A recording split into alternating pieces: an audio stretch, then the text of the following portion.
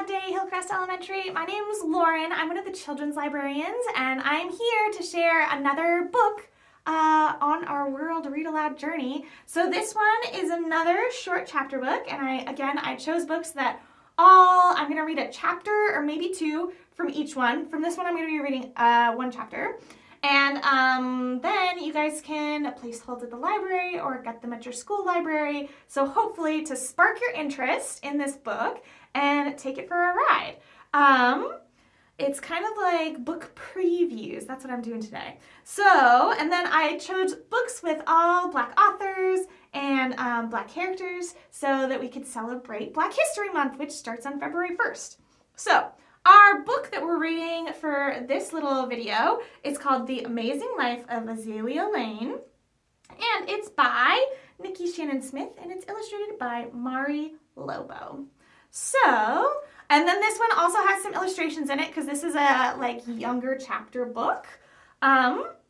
There's also a huge introduction here. I'm not going to read it because it's kind of dense. Maybe I'll read this part. Aside from my family, there are 3 main things you should know about me. I'm curious, not nosy, despite what Nia says. I'm good at solving mysteries, very good, and I live in the White House. Okay, not the real White House, but my house is big and white. It's just as good as the real White House, if you ask me. All right, so that's our introduction page. And here, we're going to start with chapter 1. It's called The Best Day Ever. In front of me, a giant reddish-orange tiger paced back and forth next to a little river. Its mouth was open and its tongue stuck out. I could see its big, sharp teeth, but I wasn't scared. Somebody else was, though. Behind me, one of my classmates said, "Tigers are scary."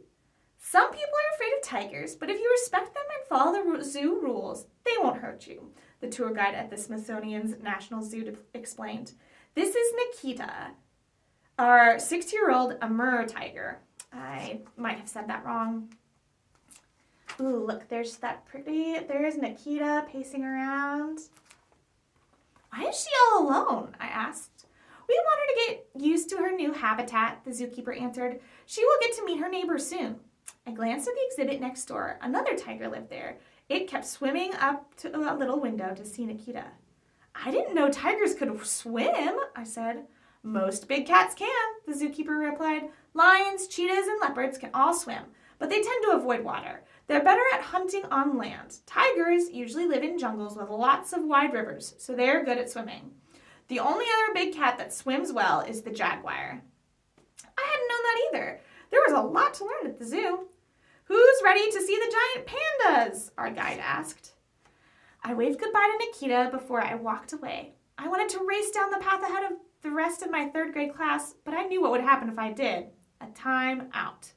Our teacher, Ms. Johnson, had already warned us about staying together before we left school. Our giant pandas are quite famous, the tour guide continued. Maybe you've seen them on our webcam? I nodded. Our class had been watching the panda cam for weeks to get ready for our field trip. The pandas were always eating and taking naps. Finally, the tour guide said, let's head over to the panda house. I fast walked to the very front of the group, so I was right next to our leader. I wanted to be the first one there. Azaleah, wait up, my best friend Rose called after me. I did not wait. I'd been dying to see the pandas all morning. Rose and I had talked about pandas the whole 4 blocks on our walk from our elementary school to the zoo. Now we were finally going to see them in person. At the giant panda exhibit, a zookeeper was waiting for us. Welcome to the panda house, she said. Here at the National Zoo, one of our goals is conservation. That means making sure all species of animals survive. Pandas are vulnerable. They could become endangered if we don't help them. I already knew that. We had learned all about endangered animals in class. It was part of our lesson on different habitats and the animals that live in them. Our tour guide had also mentioned it earlier. She said that tigers were critically endangered. The zoo was working very hard to save them. Pandas in zoos can live to be more than 30 years old, the zookeeper continued. They spend up to 16 hours a day eating. When they're not eating, they're sleeping. In the exhibit, a panda stared at us and took a bite of bamboo. I'm going to show you guys the picture. It's very cute. Look at that cute little panda. liked the way the panda just sat there while it ate. It reminded me of how my sisters and I sat on the floor and ate licorice when we watched movies at home.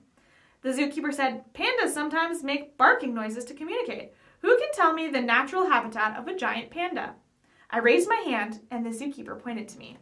"Giant pandas live in the mountains in China," I announced. "They live in forests with lots of moisture and plenty of bamboo." The zookeeper gave me a thumbs up. "That's right," she said. After a few more minutes, Ms. Johnson smiled at the zookeeper. "Thank you for speaking with us," she said.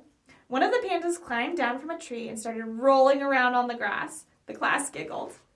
Ms. Johnson turned to face us. "We've learned a lot today about natural habitats. Now I'm going to give you a chance to earn extra credit. All you have to do is build a diorama of an animal habitat we saw today." I grinned. I loved art, and I really loved a challenge. I definitely wanted to make a diorama of an animal habitat. Ms. Johnson kept talking. "If you bring your diorama to school on Monday," she continued, "you will earn extra science points. You will also get to display your work in the STEM lab."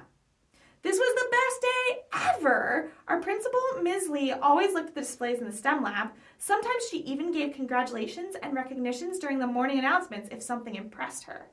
I could already imagine her voice. "I'd like to recognize and congratulate Azaleah Lane for her fantastic diorama."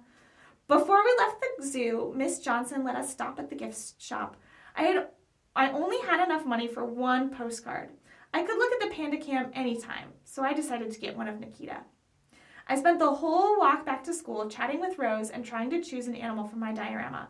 Whatever I brought on Monday was going to impress Miss Lee. I was sure of it. So that's the first chapter of The Amazing Life of Azaleah Lane. I hope you enjoyed it. This one's got like a lot of really cool pictures. Ooh, there's the White House she was talking about. That is a really cool, pretty house. It's got tons of pictures, and I just thought it would be such a fun read to share with you all for World Read-A-Lot Day. I hope you guys enjoyed it. You can always come check it out at the library or your school libraries or wherever you can find it. See you in another video if you choose another one. If not, happy World Reading Day. Bye!